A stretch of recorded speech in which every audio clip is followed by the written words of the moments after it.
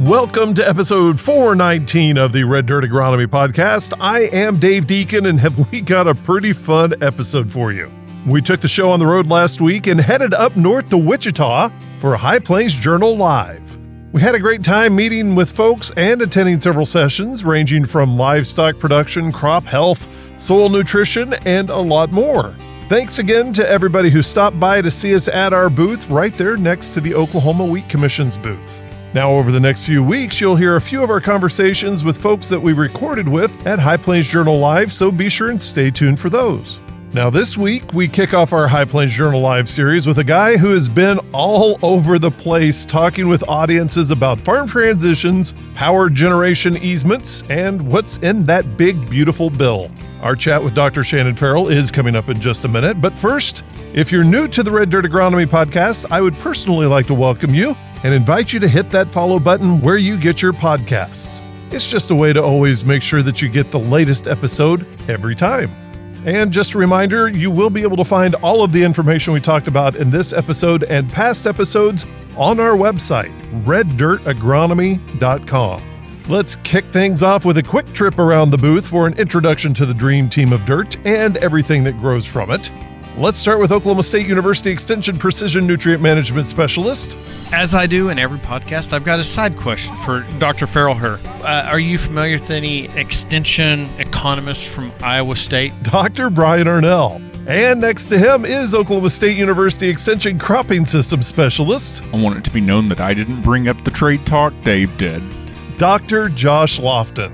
And across from him is a postdoctorate in the Plant Soil Sciences Department at Oklahoma State University. I really did. I was like, torts. Dr. Radon Cherry. Now, with all of the formalities out of the way, let's kick off our conversation with Dr. Shannon Ferrell that was recorded just last week at High Plains Journal Live. So without further ado, on to the episode. You are listening to the Red Dirt Agronomy Podcast. We're here at High Plains Journal Live. This has been a really cool event. There's been a pretty good turnout. Lots of folks learning from, specialists from all over the region. Brian has had a talk here. And of course, we have Dr. Shannon Ferrell here. I moderated a panel. You did. It was a fun panel. A lot of high yield growers from Kansas and I learned a lot. But right now, we have probably the most traveled OSU faculty member this season, I guess. I'm just doing my part to support the tire industry. Right? Where all have you been, say, in the last week and a half, 2 weeks? We have been from Cheyenne, Wyoming, to Denver, to Houston, to College Station, to the Women in Ag Conference in Edmond this morning that I had to leave early to get up here for my noon slot. And this is the last stop on the Shannon Ferrell 2025 summer tour. We'll see what comes along in the fall. I was going to ask, is there a fall tour? It's entirely possible. You should do a T-shirt with the concert dates and everything. I kind of want to, actually. Let's see what we can do. Yeah, that'd be pretty cool. His December, I can tell you, I'm going to guess, doesn't look fun already. It's probably not great. Yeah. just a guesstimate on that one. So go ahead. I was just going to say what you're about to say. What did you talk about today, Dr. Farrell? Well, it depends on which session you're talking about. Start with the noon session. And very thankful to have an awesome crowd at the keynote address this afternoon. We talked about farm transition planning, which is a hot topic in any season with any crowd. But we've really been excited with the crowds that we've had in Kansas, especially because every farm and ranch has big asset value, but commercial agriculture is obviously huge up here with lots of asset values, and so not only are the family business issues on people's minds, but just the absolute number of decimal places and the asset values are on people's minds too. So they're really keenly attuned to that. We've heard your speeches, your approach to it. What questions are you getting from producers, from family members that maybe may be new in the discussion? Well, Deke, since I've been in this job since the summer of 2007, which hot 7, it's kind of hard to fathom how long I've actually been here. Yeah. But when I started at OSU, the question that I always got was the farm kid, city kid problem. Yeah. We have one kid coming back to the farm that wants to operate it as a full-time occupation. We have one kid that doesn't want to come back. they've got the job in the city, or agriculture is just not their interest. In the past 5 years especially, what I've seen that question become is we have no kid, right? Oh, yeah. There's not a kid that's interested in coming back. All of our kids are off-farm heirs. What do we do with this asset base that we've accumulated? And so the farm kid, city kid conundrum is still there and very active. And, of course, the question's there, how do I treat my kids equitably? And we hopefully push them to the equitable, not the equal side of that argument. But increasingly, the question is, I've worked a lifetime, and previous generations have worked their lifetimes to put together this asset base. What do we do if no one's coming back? And so there are options there, but that's really where I think the question is largely shifted in the past few years. Yeah. But I will say, too, in the farm kid, city kid issue, that discussion has actually gotten more interesting since we found out in the pandemic that I can do a lot of jobs from anywhere. Oh, yeah. We have some city kids that are thinking, you know what, I have a really strong emotional connection to the farm. Can I do my professional job from somewhere nearby and at least make some sort of contribution, whether that's labor or time or talent to that? So that's really created some new opportunities rather than, I think, obstacles. But then, of course, the question is, how do we make room for everybody that wants to come back? Yeah. We're just going to dig in first. So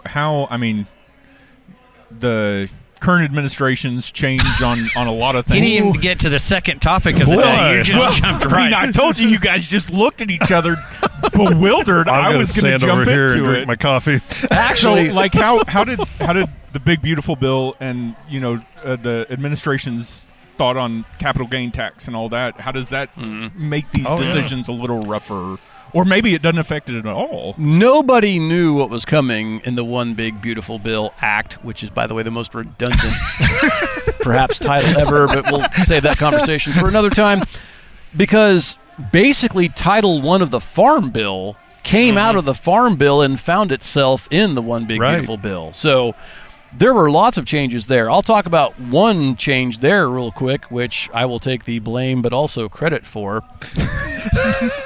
For a long time, if you were a sole proprietor, you obviously got your one Farm Bill payment limit. But if you wanted to farm in a partnership, so the farming operation was in a partnership, your partnership could basically receive the combined payment limits of its partners and distribute them through. So you four gentlemen want to form a partnership. Your partnership has 4 payment limits. Those payment limits flow through to you individually. The moment you form an LLC, your LLC now only has one payment limit, which really cut off a really powerful and potent tool for lots of producers, because there were all sorts of reasons for transition planning as well, by the way, that it made a lot of sense to be an LLC or maybe a corporation, but you couldn't do that because you're artificially limiting your payment limitations. Yeah. Thanks to the diligent efforts of intelligent, handsome, darn good-looking, charming, humble there you go, professionals that include not only myself, but Bart Fisher at Texas A&M and Tiffany Lashman at Texas A&M as well in AgriLife. We said, look, this is goofy, guys. We have other attribution rules that will keep you safe, and we won't have these massive pyramid schemes scamming the system. If everything's attributed through to a Social Security number, you can have LLCs and pass-through corporations and be just fine. That's one of the changes that was actually made. That's now in law. So you guys want to form an LLC, you can do that. Your 4 payment limits combined, they get attributed through to you. Each person receives their full payment limit. We think that's really important because that opens up that new transition tool for folks that would have otherwise said, I can't touch that because the payment limits are too important to us. So there's that. On the tax side of the equation, lots of people were really concerned about what was going to happen to the estate tax exemption. This year, that number was 13.99 million individual. Combined with your spouse, you get double that. Wow. Which is a lot of money. Yeah. But if something didn't happen, that number was going to snap back to its pre-Tax Cuts and Jobs Act number, which inflation adjusted would be about 7 million individual, 14 per couple. Still a lot of money, but there are some larger operations that would start bumping up against that. So one of the things that was done in the tax provisions of the bill was that number has now been increased. In 2026, that becomes 15 million individual, 30 million combined for a married couple. and that number will continue to be inflation adjusted going forward. Yeah. So we're talking about $15 million of wealth for a single individual, $30 million of wealth for a couple that can be passed estate tax free. For the overwhelming majority of our ag operations, you're good. Yeah. And if you're not good, please contact me, Shannon Ferrell, because I would really just like to be your friend. We'd like to hang out because I feel like we could really benefit each other. Please adopt me. Because that's like we've had estimates from certain sources that say that affects maybe 0.5 to 0.1% of ag operations. So that's in there, and that is now, and you can't see me using air quotes in the podcast, but Brian did it air earlier. quotes, Yep. that's permanent law, and it's as permanent as law can be in Congress. What that means is the reason that we were talking about I love it. that snapping back was because the Tax Cuts and Jobs Act had a sunset. Yeah. Meaning if Congress doesn't affirmatively act, this automatically goes away and things go back to the way they were. Yeah. There's no sunset with these provisions. So unless Congress affirmatively does something, it's not going to change. And when you saw what it took to pass the one big beautiful bill, Congress has a hard time passing stuff these days. So who knows what changes with the next election cycle, but that seems pretty stable. And there are continuing discussions about why don't we just eliminate the federal estate tax. I don't know what's going to come of that. It's not a huge revenue generator for the federal government, but it is a revenue generator. And if we're going to have lots of talk about deficit reduction, you're going to have somebody paying taxes somewhere, somehow. So that's out there. A lot of the other tax provisions really didn't change all that much, but they basically were stabilized. Whatever they were in the Tax Cuts and Jobs Act, they stay that way. And don't have those sunset provisions. In the terms of transition planning, we've kind of talked about the estate tax. One thing that we did keep is what's called spousal portability. That does not mean that your spouse is small and easily moved from place to place. Lots of people get that confused. But it helps. Spousal portability means that if I pass away before my spouse and my portion that's valued to my part of the estate is less than that $15 million. And I mean, hey, I teach for OSU, so it's obviously going to be well north of that number. But let's just say hypothetically. Let's say I have a $10 million estate. So I've got $5 million of my exemption left. Spousal portability means that then can be allocated to my spouse. Oh. So she gets her $15 million plus my $5. Yeah. The point of spousal portability is to make sure that you preserve your ability to pass that full $30 million however it happens to shake out amongst you. Yeah. So I pass away, Kara plays the lottery, and really needs that extra cap space. Okay, she's got it. Yeah. The gift tax remained largely unchanged. It's $19,000 per person per year, $38,000 combined. So again, given my massive wealth as a public university professor, I can gift each one of you guys $19,000 a year and pay no gift tax. You've got somebody asking behind you, can you do it to your children? And do it for your absolutely, children? if I were so inclined to do that, I could do that too. Combined with my spouse, I could gift each one of you guys $38,000 a year. Now, I always want to make sure that I'm careful with my audiences in explaining this. That is an exclusion. I can give that per person per year, and it has zero effect on my, we call it the unified credit. Essentially, think about it this way. The federal government gave you a gift card that would cover the estate and gift taxes on $15 million. If I give you guys $19,001, it's not like we've hit some magical wall and dogs and cats living together, mass hysteria, right? None of that stuff. All that means is that if I start to gift over that amount, I start using a little bit of my unified credit, that $15 million. So if you want to take that to the extreme, if I wanted to gift my kid while I'm alive $15 million, it's not going to happen. Not going to happen. Don't count on it, kid. Yeah. For the listeners at home, Ferrell 2.0 is immediately to my left here as we're doing this. But if I wanted to gift you guys $15 million, I can do that while I'm alive. No gift tax is owed, but now I've used up all my unified credit. So everything that I gifted in my estate would now be taxed at the 40% marginal rate. the reason that I bring that up with farm families especially is that lots of them are really, really, really, really, really, really conscientious of tax implications. Oh, yeah. And I get it. And they're concerned that if I give my kid too much in life, I'm going to start running into tax issues. As long as you're well south of that $15-30 million line, don't worry about it. If there is operational value in the certainty of gifting that asset while you're alive, go for it. Yeah. Just know that it's going to affect the credit on the back end. Yeah. So from the tax standpoint, those are the things that really affect transition planning more than anything else. A lot of other things remain largely unchanged. Section 179 depreciation is pretty much as it was. So those are the big ticket issues that would affect people in their transition plan. See, it wasn't that. No, it wasn't you that played controversial. nice. So, as we're in transitioning, what was your second talk about? Hey, I see what you did there. So our second talk, we talked about, the title of the talk was Old MacDonald Had a Wind, Solar, Battery, Data Farm. And, when I started on the job here again, we saw a lot of movement in the wind energy industry in Oklahoma. We're now the third largest state in terms of installed capacity, fourth largest state in terms of how much of our power is generated by renewables. In Oklahoma last year, it was 41%. I mean, that's year-round. That's hot Oklahoma summers included, right? So, and that actually is down from the previous year when it was 44%. So it wasn't quite as windy and it was hotter. But we've seen a lot of growth in solar development, and right now solar is positively exploding. I mean, I showed a chart that's basically has to have a logarithmic scale when we're talking about installations because it's taken off like a rocket. And that's because solar has come down so far in price. Yep.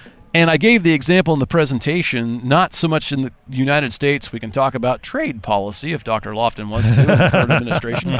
But the tariff situation being what it is, we're paying more for solar panels than they're paying in Europe. But in Europe, on a per square meter basis, solar panels are less expensive than plywood. Wow. People are building their fences out of panels because it's cheaper. And your fence generates power now. Yeah. So, I mean, that's really illustrative of what the market looks like. And so now we've obviously seen this huge explosion in cloud computing and now in AI applications as well. As we want to talk about crypto mining, we can. But all that to say, our biggest growth in load in the United States is coming from compute applications. And so we got to build more stuff to power that. Now let's talk about the Big Beautiful Bill Act again. Phase out completely of the production tax credit and the investment tax credit for renewable development. Basically, you have to have your project on the line and operating by December 31st of 2027 or you're just not going to have access to those credits. So lots of people have said, is that the end of renewable development? So here is Shannon Ferrell and Shannon Ferrell only take on that, not attributable to OSU, my bosses, superiors, or any other people in my line of hierarchy. Or 2.0 back here. Or 2.0. 2.0. He could come to his own conclusions. I think what that's going to cause is a rush to deploy projects that are far enough in the pipeline to do that. The current administration has made its feelings on wind pretty clear.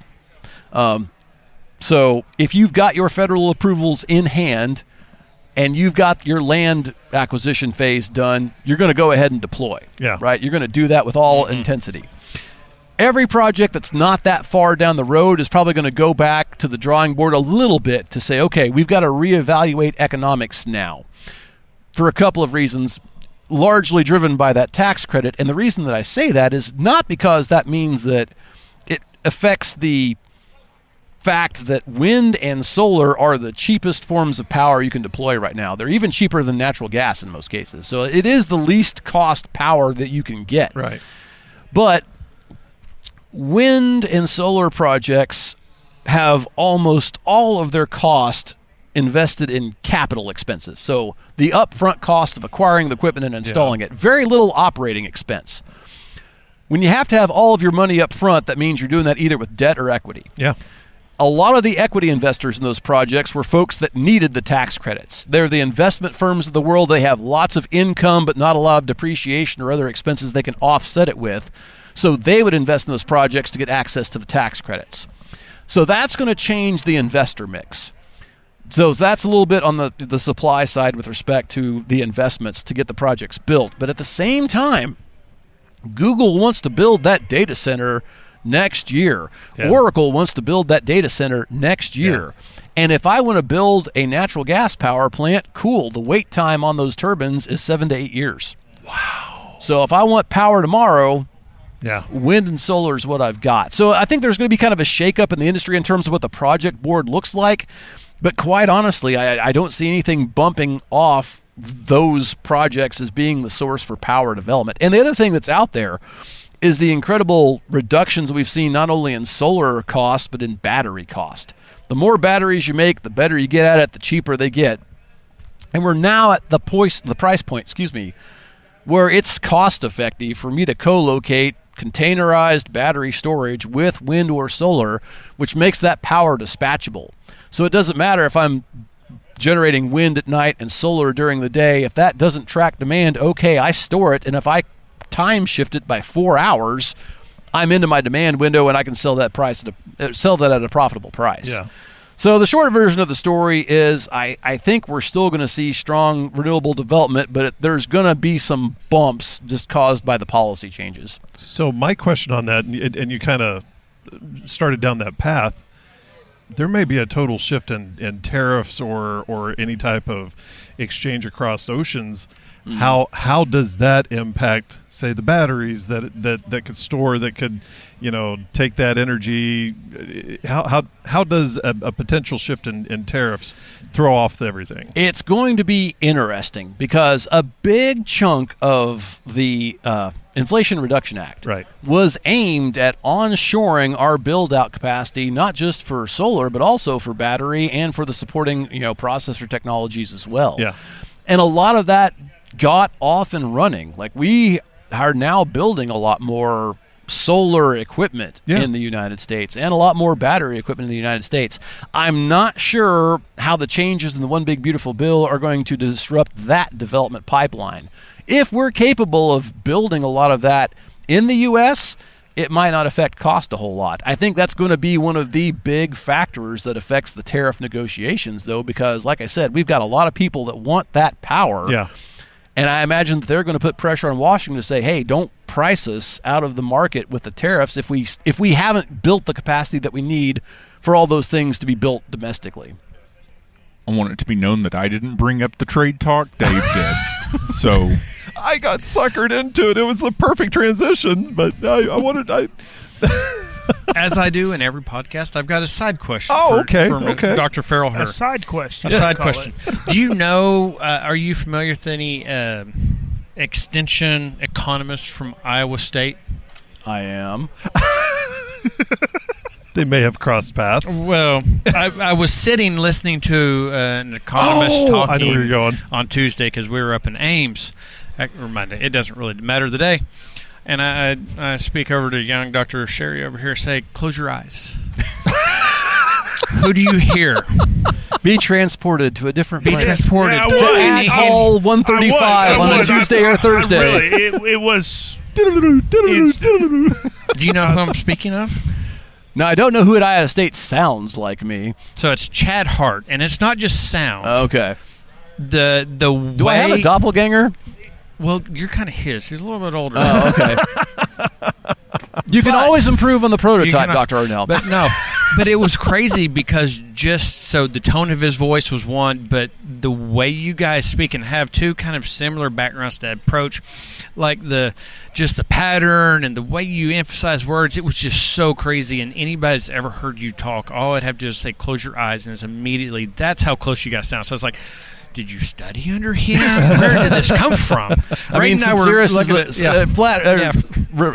that thing. Yeah, imitation is the sincerest form of flattery. There you go. Yeah. It was something. I really did. I was like, it was something. Torts. Torts. So Okay, we have to talk about torts for just a second. hey, I All went job tariffs, you went torts. One Okay. word. All Go ahead. that to say, at San Diego Comic-Con, we had the announcement that the world will finally get the release of Coyote versus Acme in the summer of 2026. If you want to talk about torts litigation, my money is that there will never be a better film than Coyote versus Acme. Love Stay tuned to this space for further development. We will not further address this. Josh is trying to figure out what a tort is Yeah. at this point. So. Yeah, I'm not. It's I'm a not delicious chocolate. That's what I was going to say. So on your summer tour, what else did you cover from all of the different talks? I'm trying to get as much Shannon Ferrell as we can because we know that you're a busy guy, and so. Well, other than the two things that we've been talking about here today, the other issue that came up a lot, which is tied a lot to the energy issue, is a lot of discussion down at the beef conference down at Texas A&M where I was at earlier this week about transmission, easements, right-of-way, Yeah. condemnation issues. And, again, it's really challenging. Everyone thinks that we need more transmission lines. They need to be on your place, right? Not mine. Never mind. And I get that, but we are at the point as a country where we have got to build infrastructure. And so when you're me and half of your life is ag economist and half of your life is lawyer, you try to merge those two things. And I think we really need to have a conversation, and I don't know if this is at the industry level, if it's at the policy level. Ideally, it would be with everybody at the table. But the model that we use to establish rights of way for transmission lines, which is the condemnation process, is the process we've had for 150 years that we got from condemning railroad lines. Yeah. It might be time for an update after a century and a half. And my argument is that, look, when we talk to mineral interest owners, they receive a royalty of the minerals that are produced. When we talk to wind and solar landowners, they get either a royalty or a capacity payment based on that. Isn't it time that we had a model whereby folks who hosted transmission lines got some share of the revenues from transportation fees for that? Because I feel like we need people to want to host those transmission facilities. But we only do that when they get the genuine economic benefit of it, not just some condemnation award. Yeah. And I've been trying to engage with my fellow professionals and say, like, hey, how do we build this model? And maybe some nerd just needs to sit in an ivory tower and develop the revenue model and say, all right, let's go. But we've got to build infrastructure in the country. Yeah. Now, there's lots of talk like, all right, Ferrell, but do you need as much as you think? Because if we start talking about distributed generation for power, if I've got panels on my house, if I got panels on my Walmart, but if we distribute generation, do we need as much of that power moving from place to place? It's a good question, right? If we keep seeing prices and the generation technologies go down, maybe distributed generation makes a lot more sense than the infrastructure build out. But I still think that we're going to need to build lots of power capacity to go from place to place just because that makes our grid more robust. And the more technologically dependent we become, the more dependent we become on having reliable power, which means we've got to have multiple ways of getting it. Ask anybody who lived in northwest Oklahoma in the early 2000s. Oh, yeah. And they'll tell you that's the reason that I bought my Generac. Because we were out of power for 8 weeks. Yeah. 8 weeks? Wow. Yep. Wow. Well, Dr. Shannon Ferrell, thank you so much for giving us a little bit of your time in the summer Ferrell tour. And last stop. You guys were the last stop on the tour. I'll sign your T-shirts at the end. Fantastic. Thanks again for going on with us. Thank you, guys. Thank you for listening in on this conversation of the Red Dirt Agronomy Podcast. And if you'd like to join the next discussion, leave us a message on our website. Yes, you can do it all right there at reddirtagronomy.com. Or you can send us a tweet. Our handle is reddirtag. We would like to thank Dr. Shannon Ferrell for taking a few minutes out of his very busy schedule and joining us on the podcast. Again, if you get a chance, visit our website, reddirtagronomy.com, to find out more information about any of our guests and any of the resources they talked about on any of the episodes. All right there at reddirtagronomy.com. For Dr. Josh Lofton, Dr. Brian Arnell, and Dr. Radon Sherry, I am not a doctor, but I once played one on a podcast, Dave Deacon, and we all want to thank you for listening. The The proceeding is a copyrighted recording of Agnow Media LLC 2025. And yes, all rights are reserved.